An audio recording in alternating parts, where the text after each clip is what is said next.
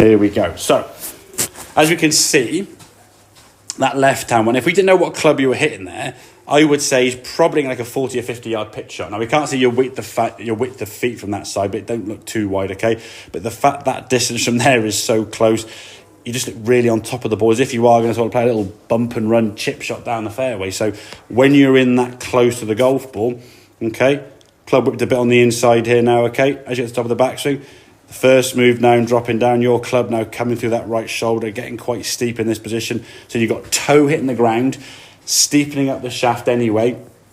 There's only one way that ball wants to go, is over that way. You then try and fix that through some sort of means of flick, scoop, release, or whatever it may be, okay?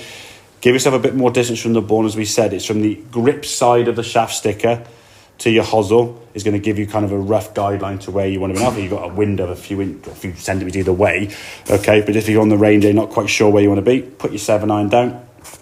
When you're at 7-iron, that's going to give you a reference. So when you get to the top of the backswing here now, as you start back down, you can get that sensation. Everything now is working this way as you start working towards target, so that the arms are kind of falling down as you're moving left. What we don't want is you thrusting in towards the golf ball more with the driver, or you going down over the top, which you saw on that left-hand one now. So if we look at the sort of transition where your club shaft starts coming in now, when your hands kind of get in the same position, look at the difference in that shaft angle there compared to that shaft angle there, yeah? It's under your shoulder. It's starting to come back into more that sort of right forearm position we talked about in the past, where that club now is coming down there. I mean, okay, you're probably a hair above it. Yeah. Pretty good spot, to be fair. We talked about that quite a few times, about when you do get it on the steeper side, it causes issues with the club. The club's going to hit toe ground first.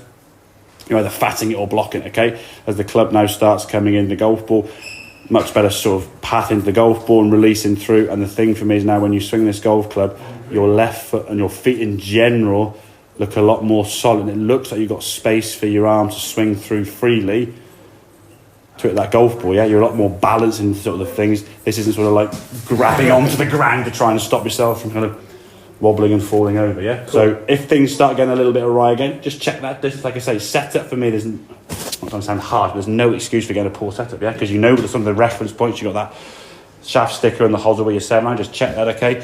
Mirrors, reflection are always going to be good.